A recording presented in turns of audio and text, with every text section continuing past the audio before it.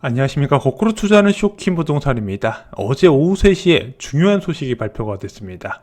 바로 코픽스 금리입니다. 그런데 이 코픽스 금리가 부동산 시장에 적지 않은 영향을 주는 건 알지만 솔직히 이것보다도 더 충격적인 것도 있습니다. 오늘 내용은 정말로 중요합니다. 끝까지 시청하신 것을 추천드립니다. 영상 전에 구독, 좋아요, 알람 설정은 필수입니다. 2024년 미래를 바꾸는 한 해가 되세요. 부동산 공부를 시작한 불인이분들, 부자들의 부동산 노트 한 권으로 고수를 만들어 드립니다.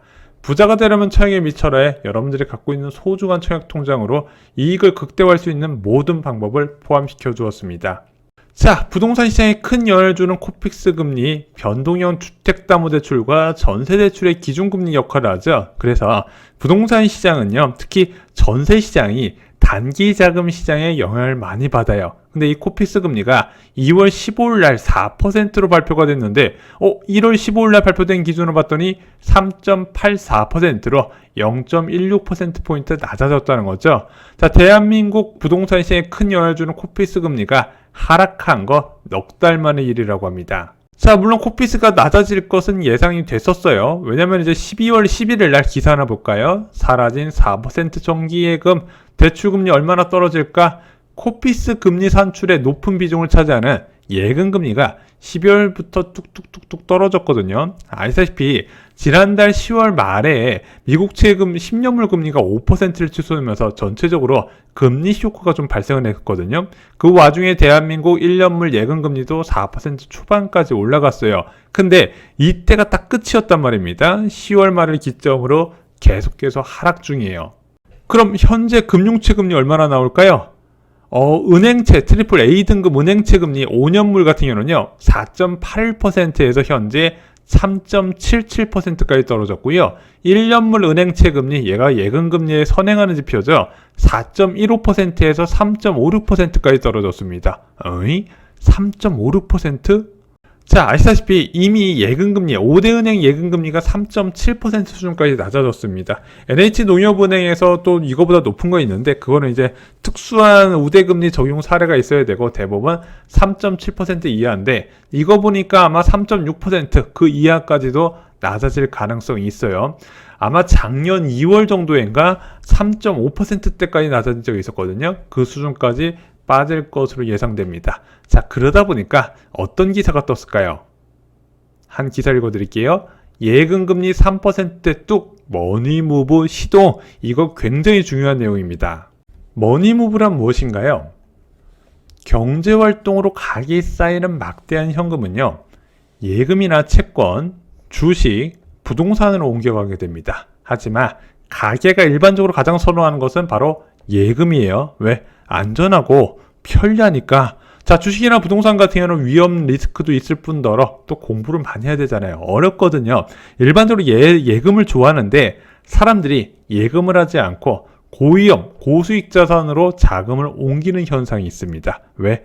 예금 금리가 턱없이 낮게 제시될 경우에는 야, 이것만으로 안 되겠다 싶어서 그때부터 주식이나 부동산을 알아본다는 거죠. 그것을 머니무브라고 합니다. 그럼 반대되는 경우도 있겠죠. 예금금리가 너무 낮아서 주식이나 부동산에 있다가 갑자기 예금금리가 껑충 뛰어 올라가요. 긴축이라고 부르죠, 우리는. 야, 그럴 때 주식이나 부동산에 있던 자금이 다시 예금으로 돌아가는 현상, 이것을 영머니무브라고 하고요. 2022년 말에 있었던 상황입니다. 왜 이런 주장이 힘을 받을까요?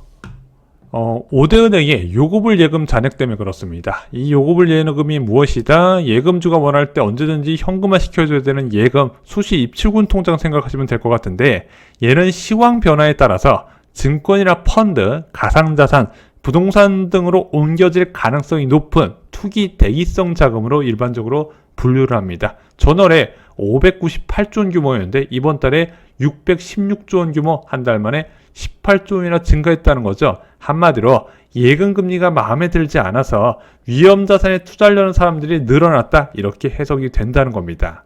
그래서 아파트 시장 흐름을 예상하는 가장 쉬운 방법, 예전부터 말씀드렸지만 예금금리 변화를 보라고 말씀드렸습니다. 자, 이 예금금리가 코픽스 금리에 절대적인 영향을 준다 말씀드렸죠. 대출금리에 영향을 주고 투자 수요를 결정합니다. 예금금리가 낮게 된다면 더 위험한 자산을 사보자 해서 그때부터 갭 투자 등을 알아본다는 거죠. 그래서 부동산 시장 가격을 전망할 때 많은 사람들이 소득을 베이스로 집값을 예상하지만 집은 소득이 아닌 이미 쌓인 자산으로 사는 것이란 걸 잊으시면 안 됩니다. 아니 경기 침체 시기에 왜 집값이 오를까요? 사람들이 돈을 못 버는데 말씀드렸죠. 소득으로 사는 게 아니라 이미 쌓인 자산, 경기 침체라서 돈은 잘 안 벌리지만 이미 돈을 쌓아놨잖아요. 그 쌓인 돈이 저금리라서 예금에 맡기기 싫네. 부동산을 사야겠다. 그래서 부동산 가격이 오히려 경기 침체 시기에 오르는 겁니다. 자, 저는 이런 생각이 듭니다. 1년 전과 많이 비슷하다고 2023년 1월 23일 기사 볼게요. 뚝 떨어진 은행권 예금금리에 고금리발 영원히 부부 꺾이나 그 당시에 부동산이나 증시에 있었던 자금이 빠르게 예금이나 채권으로 옮겨갔던 상황이 예금금리가 떨어지면서 완화가 되기 시작합니다. 또한 1월 11일 날 어떤 기사가 있었다? 4%대 고정금리 특례 보금자리론 출시 이런 기사가 있었죠. 마지막으로 거래량 증가 9평 20억 회복 최대 낙폭 보이던 잠실 다시 달린다. 이것도 1년 전 기사였습니다. 자, 근데 이 비슷한 상황이 보이고 있다는 거죠. 먼저 금리 흐름이 비슷합니다. 작년 11월부터 빠르게 낮아진 금리. 자, 정확하게 1년 전에도요. 레고랜드 사태발 이후에 금리가 치솟았다가 그 이후에 이제 금리 인하 기대감이 커지면서 빠르게 낮아졌거든요. 지금도 그래요. 미국발 국채 5.0% 금리의 쇼크발이 작년 11월 달에 있었다 그 이후부터 쭉쭉쭉쭉 빠지고 있거든요. 금리 흐름이 비슷하게 움직이고 있습니다. 또한 작년 11월부터 소진된 잠실과 둔초중호 금매도요 1년 전과 비슷한 상황이에요. 자, 잠실 지역은 서울 아파트 가격이 바로미터 역할을 한다 말씀드렸습니다. 그 잠실 지역이 작년 11월에 좀 금매가 많이 나왔다가 22억 엘스와 트리지온 기준, 엘스와 리센트 기준으로 국평 기준 22억 5천에서 바닥을 찍고 반등하는 모습이 보이고요. 둔촌중공 국평 입주권 같은 경우도요 18억 전후에서 바닥을 찍고 반등을 하고 있다는 겁니다. 지금은 둔촌중공 19억부터 시작이고요. 제가 알기로는 리센치하고 엘스는 23억부터 시작이다 이렇게 보시면 될 것 같아요. 그리고 1월 29일부터 시작되는 신생아 대출까지도 판박입니다. 1년 전에 뭐 있었죠? 특례 보금자리론 있다 말씀드렸죠. 걔는 4%대 대출금리였습니다. 신생아 대출 같은 경우는요 2%대 대출금리가 적용이 된다는 거예요. 마지막으로 1년 전에는요 전세 가격이 회복이 굉장히 느렸어요. 제가 알기로는 작년 3월 이후부터 전세 가격이 좀 회복되는 모습을 보였지만 지금은 작년보다 강한 전세 가격을 보이고 있더라. 그러다 보니까 여기서 전세 가격이 더 떨어지지 않다 보니까 매매 가격도 버티는 모습이 나오고 있고 1년 전과는 좀 다른 흐름이지 않나. 1년 전에 정말 세상이 다 무너지는 기분이었다면 지금은 그냥 일부 단지에서 금매가 조금 나오는 정도로 끝나고 있다. 이런 생각이 들고 있다는 겁니다. 그래서 입주 물량 많은 겨울, 솔직히 겨울에 입주 물량이 많고요. 세입자들의 이동이 많다 보니까 갭 투자자들이 한시적으로 주택을 팔 수 있는 기회예요. 그래서 부동산 시장이 원래 좀 취약한 약세가 나타난 시장인데 지금 겨울에도 이 정도잖아요. 과연 봄 이후에는 어떻게 될까? 봄 이후에 어떤 이벤트 있나요? 입주 물량이 역대급으로 아마 제가 알기로는 아파트 입주 물량 체크한 이래로 가장 많이 줄어들게 됩니다. 물론 둔초조공 영향도 있겠지만요. 그건 저희가 다음 영상에서 다뤄드리고요. 입주 물량 부족을 만날 수가 있더라. 자, 이런 상황에서 전세 가격까지 심상치 않다 말씀을 드렸죠. 물론 집값은 아무도 모릅니다. 현재 집값 어떻게 되고 있죠? 통계상으로 하락하고 있죠. 한국부동산원이 발표한 작년 12월 전국 집값 하락 전환 연간 3.56% 하락, 수도권 지역도 하락 추세로 나오고 있습니다. 그러면 일단은 분위기가 달라지면 거래량부터 좀 나타나야 되거든요. 작년 추석 이후에 계속 거래량이 줄어들고 있으니까 뭔가 반등하는 모습이 좀 나타나줘야 되는데 아직까지 1월 거래량 확인이 안 되고 있습니다. 적어도 한 3주 정도는 지나야 좀 어느 정도 확인이 될 것 같은데 그때 나오면 저희가 제일 먼저 말씀을 드리겠습니다. 또한 요즘 한국 증시 보면 워낙 좀 힘을 못 발휘하고 있잖아요. 여전히 높은 안전자산에 대한 선호도 확인할 수 있지 않나 이렇게 생각이 들어요. 유동성이 그만큼 위험자산, 증시나 부동산 쪽으로 충분히 들어오지 않았다. 저는 이렇게 판단을 하고 있습니다. 자, 지금 하락 추세인 거 지금까지는 이랬지만 앞으로는 어떻게 될까요?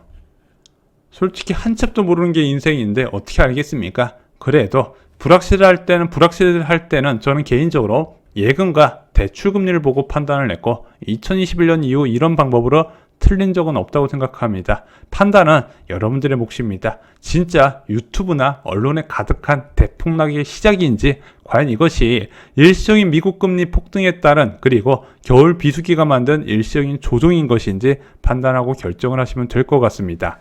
자, 오늘 준비한 소식은 여기까지입니다. 일반적으로 겨울에는요, 무주택자가 전세 만기가 많이 몰려 있고요, 내 집 마련을 준비하는 분들도 그만큼 많이 계십니다. 지금 주변 지인분들 중에서 내 집 마련 고민하시는 분들이 계시다면, 그분들이 공포에 빠져 계신다면 이 영상 공유해 주시면 큰 도움이 되실 거라 확신합니다. 이상으로 영상 마치겠습니다. 감사합니다.